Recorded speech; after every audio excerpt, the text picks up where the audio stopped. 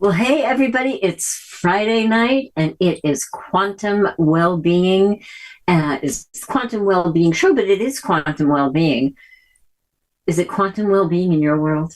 I hope it is. I really do. I'm all about well-being. I mean, everything that I do is for the intention of increasing well-being. And that began way back in the 80s when I fell into the lap of Abraham, right? Abraham Hicks, in the hot seat, a crumpled mess. And it began way back then for me, and actually began further back, but I'll tell you more about that. But it's Friday night. You know that song, Friday Night? You don't want me to sing, Just Got Paid, right? You guys know that song? Do you know? Let me know if you know that song. All right. Uh, so tonight, a little bit different, right? You've been with me. Some of you have been with me for 5 years on the broadcast Team Alpha show. You've been with me in, I don't know how long, how many weeks we've been doing this now, what, like 6, 7 weeks maybe. And, I'm an open book for good or for bad. Sometimes it's good for everybody else, but it's rough being an open book, right? Because if you are always in the process of wanting to reach a higher standard, become a better person, um, reach your intentions, it's really easy to look back at the last show and the show before that and go, oh my God, can we please just take that down? So I appreciate you for hanging out with me and letting me go through the movements here of finding my pace, of finding what really, really is an alchemical miracle between me and you and the shows and the network, and it's going to happen. So I just want to thank you for hanging out with me and being patient with me while that happens. I want to say a shout out to my friends over at the Conscious Awakening Network. I got something surprising coming up. Who did I just sound like? I almost sounded like Nanny McPhee there, right? Something surprising is coming up over there. And I'm really excited. I'm going to be co-creating something with Sheila Seppi over there, and it's going to be fun, and I think you guys are going to like it. But you can also find our shows over there right now. You can even replay our shows over there, and we stream them live, Conscious Awakening Network, so go check it out. Hi guys, I see you hanging out in the chat room. Got to do a disclaimer. If you're squeamish, if you get triggered by talking about the human anatomy, body parts, blood, or guts, or death, I'm going to talk about a lot of that, right?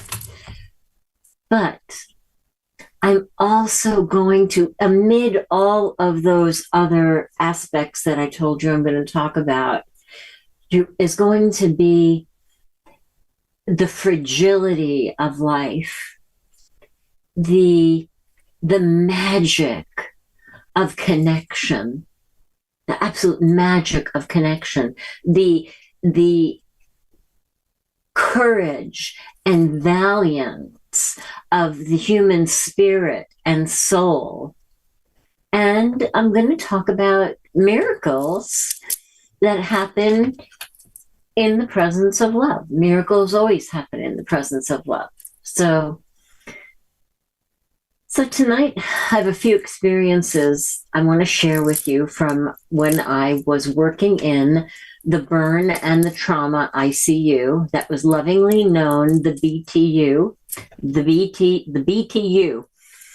I knew I wanted to work there when I went through that unit during clinicals, right? When you're in nursing school, you get to hang out in the unit for a couple of weeks and see if you like it, see if you hate it, right? The psych unit, I triggered every psych patient that was in there. So I knew I did not want to go into psych nursing, right?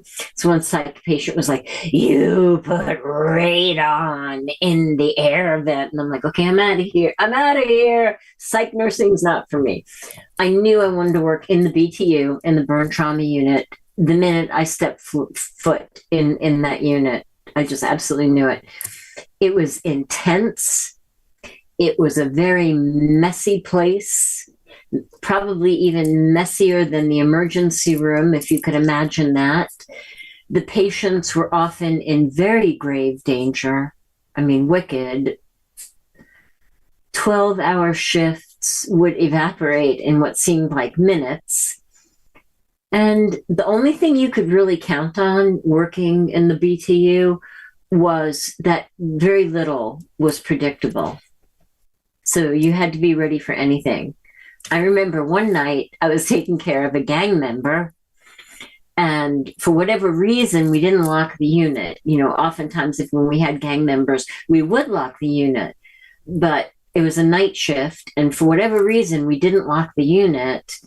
And I remember standing in my patient's room, which of course was the first room. When you walk into the unit, it was the first room when you walk in the unit. I'm standing there for a minute, thinking about how my night's going to go and planning, right, that if anything happened, that I would go in the bathroom, which was off. The wall was here, the patient's room was here, the bathroom was off, of course, in its own little room.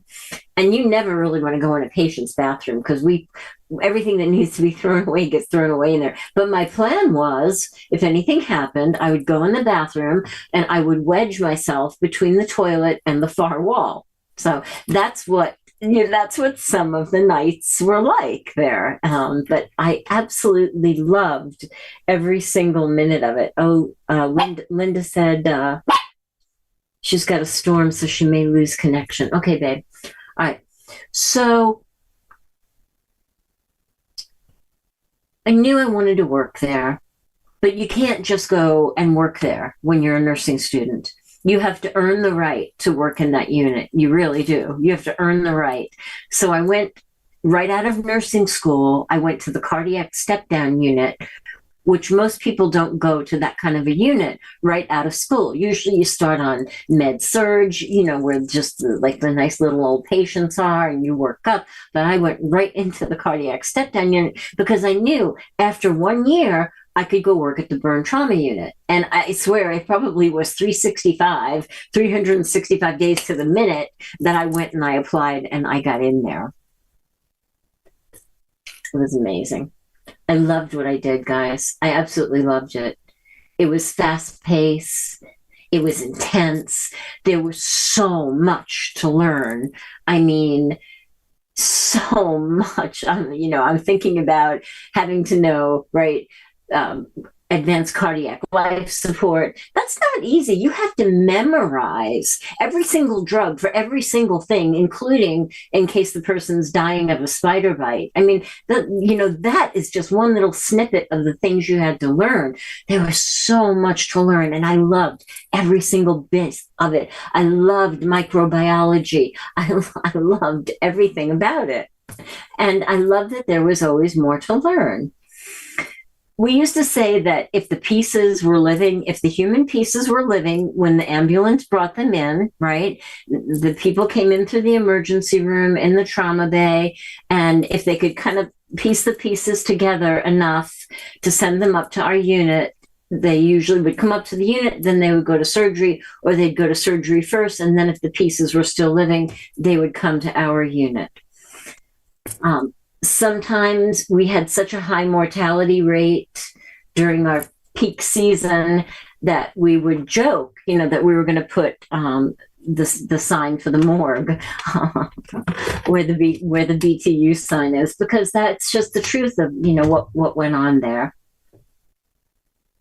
I loved it so much that I went in, I did my 3 shifts. They'd call me up and say, "Hey, can you do another shift?" I'd be there. I mean, there were days that I didn't even know what day it was. The only reason I knew what day it was because we time taped the IV tubing, right? The unit was so vulnerable for growing all kinds of really crazy bacteria and viruses and things that we had to change the tubing out every day. That doesn't happen on every other unit, right? Because the other units are cleaner.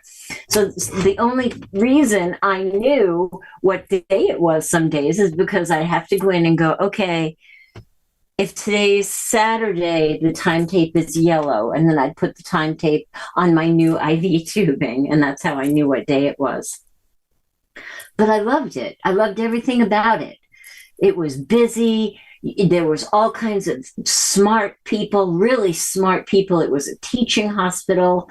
So the residents would make rounds every morning with the doctors, and the unit director of the burn trauma unit, who was like, he traveled on a white beam of light, right? If I was in a car accident, I would only wished that I could utter his name. He was that amazing.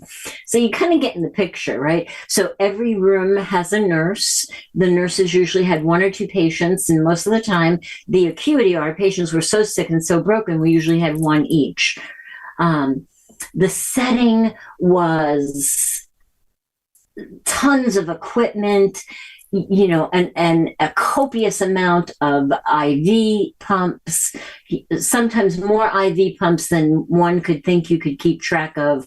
But, you caught up by the adrenaline. You love the science, you want to make a difference. So you do it, and it's actually so much fun. And of course, I love the responsibility. I liked the responsibility of being a co-creative partner in whether the person could get better, right? If I could do my part and it was their part to get better, or I could do my part and it was their part to have a peaceful, dignified, loving death. I loved the responsibility of it, right? I loved when these patients would come in. I'm thinking of two in particular that seemed to not have a chance in hell, but they make it. So tonight I want to share a couple of experiences with you. And of course I was in the closet healer. I was literally in the closet healer because it wasn't cool. We didn't talk about being healers back then, and that'll be another story. I did do what I do. I did use my gifts when I was inspired to use them, and they made a difference. But that's another story. So I'm going to share a couple of experiences with you tonight, and I wasn't sure how to choose which ones because there's so many. I would love to share all of them with you. So I went back to my roots. As a little kid, I knew things. Excuse me. I didn't know that I knew things, right? I thought it was just normal.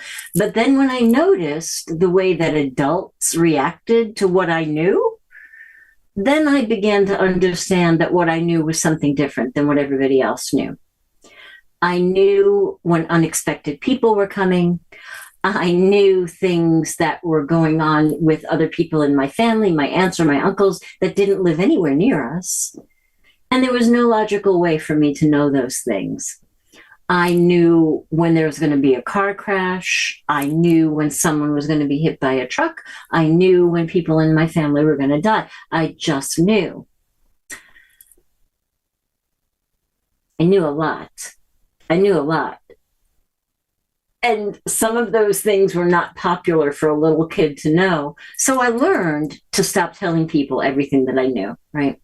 But now, over the years, I've begun to develop, I've been developing this psychic aspect of my beingness. When I was 10 years old, I was handed a book. I still have the book. It is yellow. It is so frayed. I have it tied together, right? Tied together so gently. And it was, You Can Change Your Life Through Psychic Awareness. What a crazy book to give to a 10-year-old, right? But it was a gift beyond gifts, because the person that gave it to me knew that I was born into interesting circumstances and would probably need, right, the gifts of psychic awareness. But let me explain why. So I was adopted. And back then, when you're adopted, right, it's not all the niceties that they have now, like, underwater birth and somebody holds the baby. And right, I was probably in a plexiglass.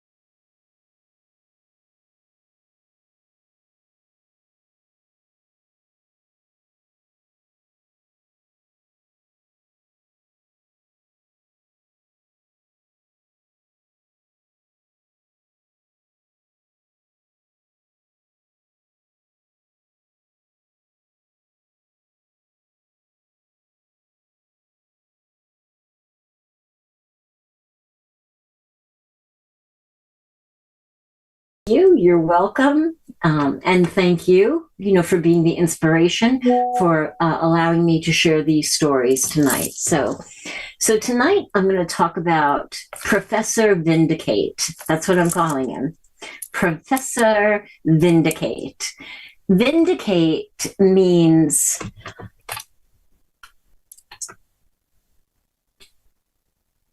to free someone from a wrongdoing, from the charge of a wrongdoing. Okay. So I want to say that right from the start before we get started. So Professor Vindicate came in. He was about,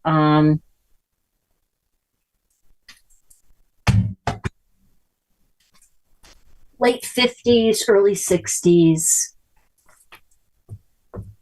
Can't remember what all was wrong with him. Pretty sure it was a pretty bad car wreck.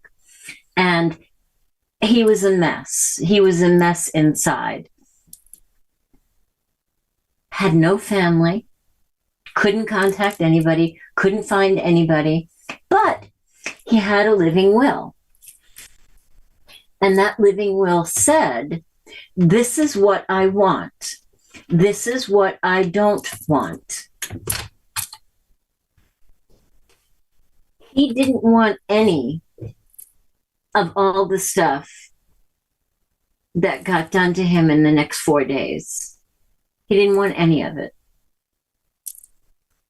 The first day I took care of him, I always talked to my patients, even though they were brain dead, comatose, whatever you want to call it. Always talked to them, told them what was going on, told him what was wrong with his body. Of course, I never say, hey, you're going to die, right? Because I always leave hope open, because a miracle can happen, right?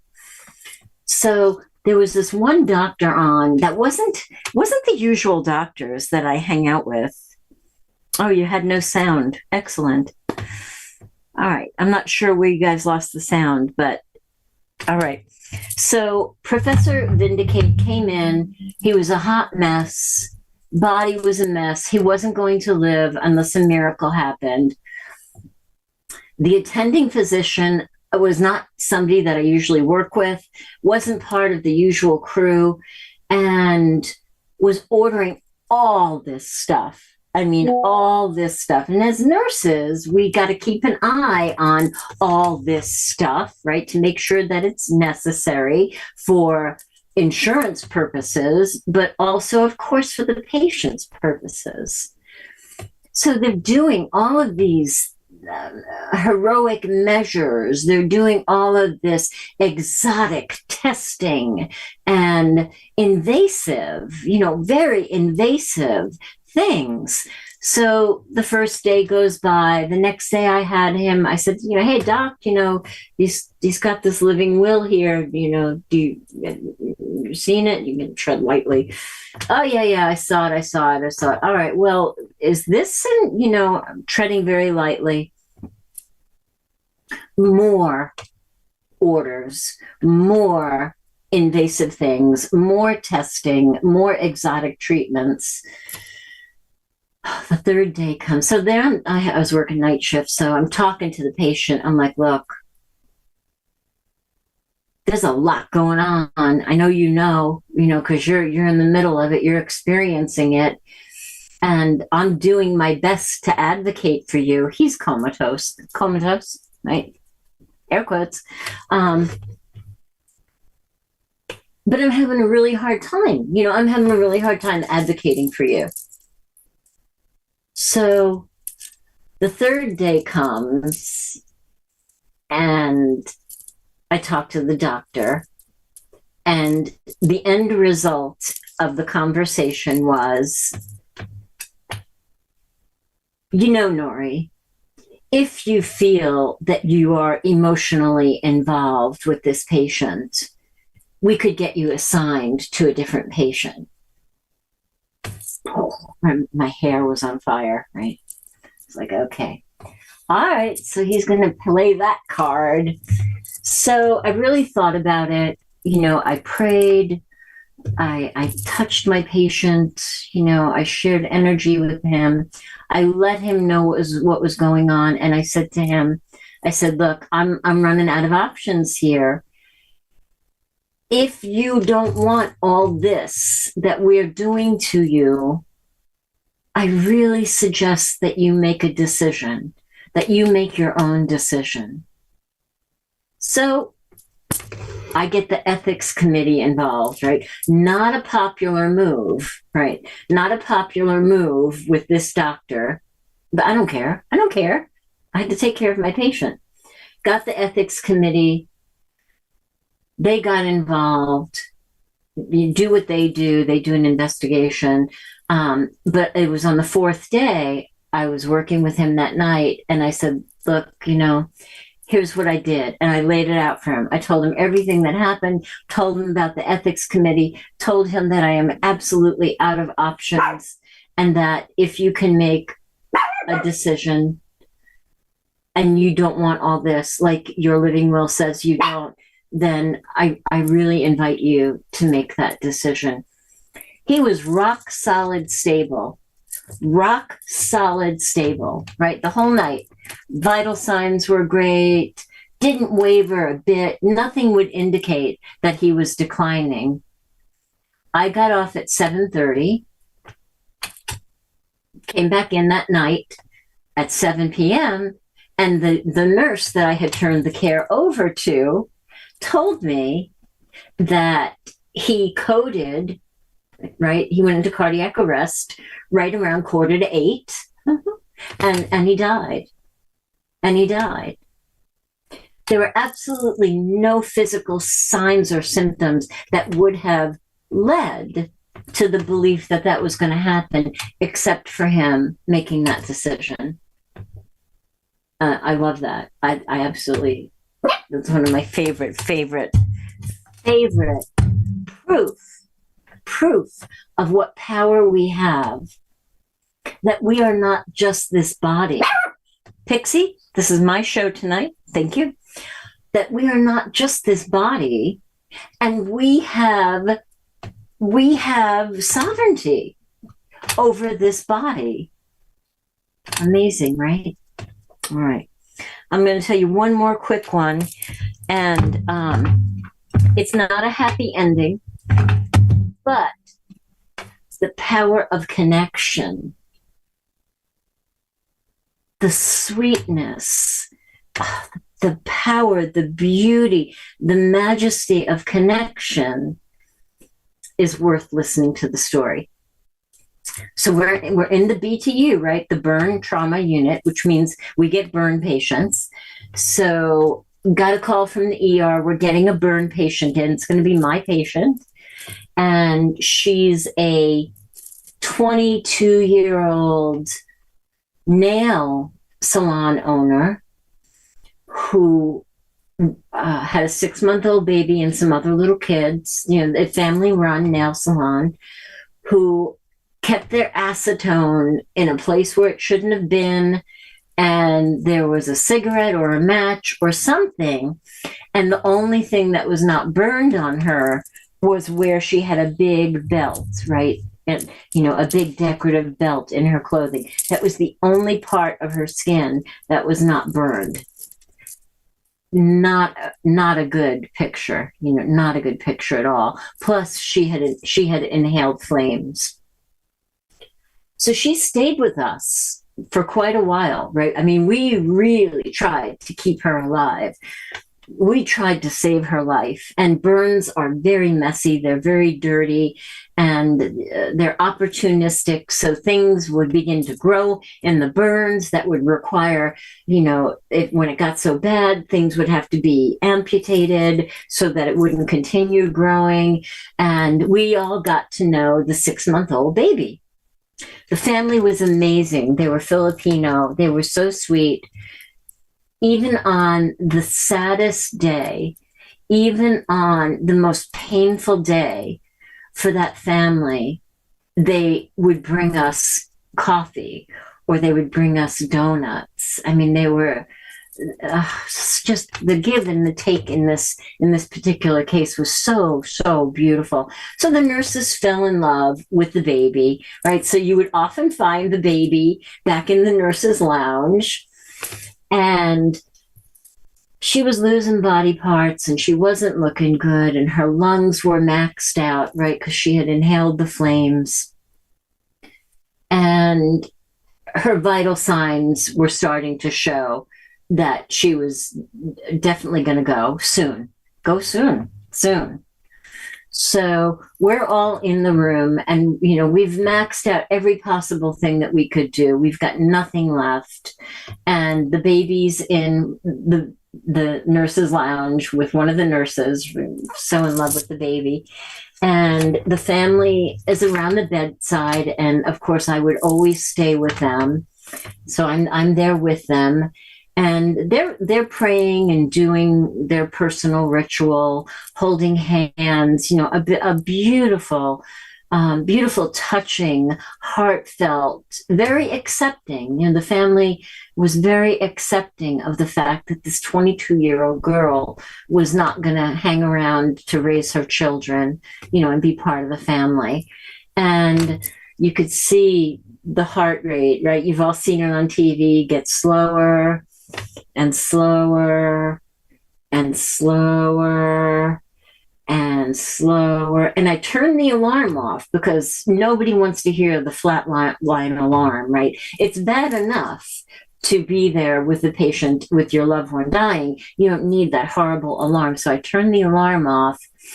And as soon as she went flatline, and I told the family, the baby in the nurse's lounge started crying and became absolutely unconsolable.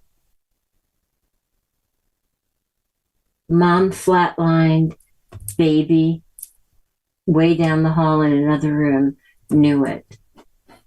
That is the beauty of life. That is the magic of connection. That is the grace of what we're here to experience, even though sometimes it's painful. That is proof that we are not separate. And I hope that this little story of not being separate inspires us all to look at the way that we look at separation right now. We think our family, we're separated from them. We think that we're separated from our boyfriend or girlfriend or whatever, whoever we think that we're separated from. You're going to be separated from from that person, right? I just really invite all of us tonight to think about that connection, right? To think about that spiritual, energetic connection, that we are not separate, and use it to create love and well-being somewhere, anywhere, in the grocery store, somewhere in your life. Much love, everybody. Please let me know if you want to hear more of these stories in the chat room. And I will see you. Ready for the countdown? Augie, Sunday night, I'm going to be there. Sunday night, 9 p.m. is the paranormal show. We've got Bill Me coming on. I'm going to be talking about Inner Earth. Woo, cool stuff. Okay, so that's Sunday. Tuesday, 8 p.m., our regular Broadcast Team Alpha show. And then Friday night, 7:30, it's only supposed to be a half hour. I made it 1/2 hour even, is the Quantum Wellbeing Show. I love you guys so much. Thank you for being here. Thank you, Mac. See you guys next time. Much love. Take care of each other.